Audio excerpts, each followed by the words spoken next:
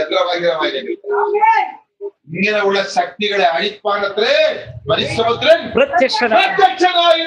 പേടിക്കണ്ട, ഏൽപ്പിച്ചു കൊടുത്താൽ മതി. യേശു അതിനെ ശാസിക്കും. ദൈവത്തിന്റെ സ്തോത്രം. പിന്നെ പുറകോട്ട് വലിക്കുന്ന, ലോകത്തിലോട്ട് വലിച്ചടിക്കുന്ന, പ്രാർത്ഥിക്കാൻ കഴിയണം മടിയിടുന്ന, പ്രാർത്ഥിക്കാൻ സമയത്ത് ഉറക്കമിട്ട് പോരാടുന്ന, വിശ്വസിക്കാൻ കഴിയുടെ ശരീരത്തെ ദണ്ഡിപ്പിക്കുന്ന, ആരാധനയെ മുടക്കുന്ന, സത്യത്തെ നിലനിർത്താൻ പോരാടുന്ന ഇരുട്ടിലെ ശക്തിയെ അഴിപ്പാനത്രേ മനുഷ്യപുത്രൻ ലോകത്ത് വന്നത്.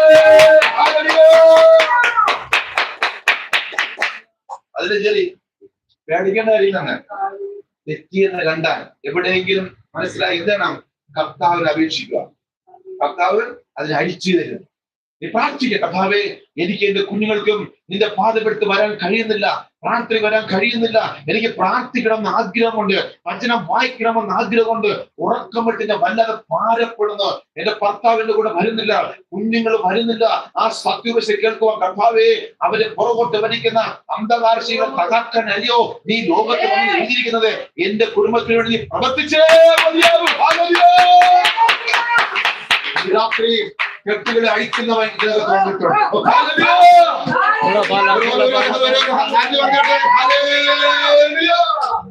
വാക്യം തീർന്ന 10 തീർന്ന 10 അയച്ചോ. ദൈവത്തിൽ നിന്ന് ജനിച്ചവരാ എല്ലാവരും. ദൈവത്തിൽ ജനിച്ച ദൈവത്തെ എങ്ങനെയാ ജനിക്കുന്നത്? ഇവിടെ പറഞ്ഞ ജനം വീണ്ടും ജനത അല്ലെ. ഇവിടെ പറഞ്ഞത് അല്ലെ വീണ്ടും ജനമാണ് പറഞ്ഞത്. അങ്ങനെ വീണ്ടും ജനിച്ച, അങ്ങനെ ദൈവത്തിൽ ജനിച്ചവരാരും അങ്ങനെ ദൈവത്തിൽ ജനിച്ചവരെ പാപം ചെയ്യുന്നില്ല. അവന്റെ വിത്ത് ആ ദൈവത്തിന്റെ വിത്ത് അവനിൽ വസിക്കുന്നു. അങ്ങനെ ദൈവത്തിന്റെ ആ വ്യക്തി ജനിച്ചതിനാൽ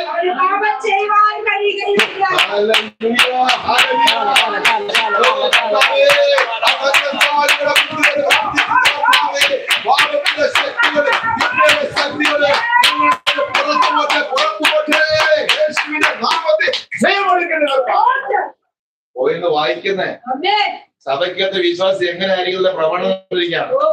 ഇത് മനസ്സിലാക്കി ജീവിക്കുകയും ജീവിതം ധന്യമായി. ദൈവത്തിൽ ജനിച്ച നാല് പാപം ചെയ്യത്തിന്റെ കർത്താവ് പറഞ്ഞിട്ടുണ്ടെങ്കിൽ ഏൽപ്പിച്ചു കൊടുക്കുക. കർത്താവ് ആ ടെംപ്റ്റേഷനെ മാറ്റി തരും. ആ വാക്യത്തെ വായിച്ചിട്ട് ഇപ്പൊ വായിക്കും. ആരും പാപം ചെയ്യുന്നില്ല. ദൈവം നേരത്തെ കൊടുത്ത വിത്ത്, ദൈവത്തിന്റെ വിത്ത് വചനം അവന്റെ ഇവിടെ വസിക്കുന്നത് കൊണ്ട് ദൈവത്തിൽ ജനിച്ചതിനാൽ അവര് പാപം ചെയ്ത് വചനം ഉള്ളിൽ ഇല്ലാത്തതുകൊണ്ടാണ് പാപം ചെയ്യുന്നത്. വചനം അതാ വചനം കേട്ട് വിഷയം അനുവദിക്കുന്നില്ല. വചനം ഉള്ളിരിക്കുന്നവൻ പാപം ചെയ്യാൻ മടിക്കും, പേടിക്കും. ദൈവത്തിന് സ്തോത്രം.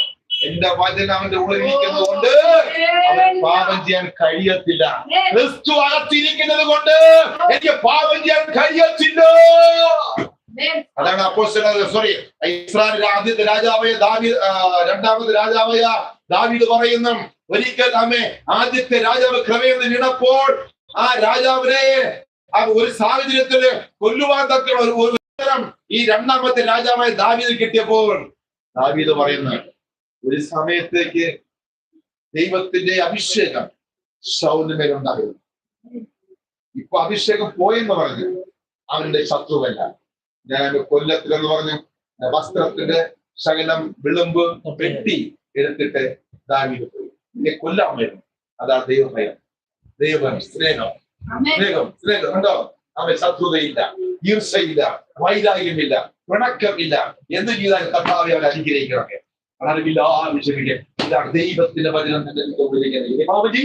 അമ്മേ അതുകൊണ്ട് ഇന്ന് രാത്രി വളരെ വ്യക്തമായി ദൈവത്തിന്റെ ആത്മവിടപെടുന്നു. നമ്മുടെ കൂട്ടായ്മ നമ്മുടെ കൂട്ടം അവസാനം കാണാതായിരിക്കാം. വേഗത്തിൽ വായിച്ച് 2 കൊരിന്ത്യർ 6 ആ വാക്യത്തിൽ 10 വരെ ഇവിടെ വെച്ചത് 2 കൊരിന്ത്യർ 6:14 തീരാറായി. 2 കൊരിന്ത്യർ പൗലോസ് കൊരിന്ത്യർ സഭയ്ക്ക് എഴുതിയ 2-ാം ലേഖനം 14 നിങ്ങൾ അവിശ്വാസികളോട്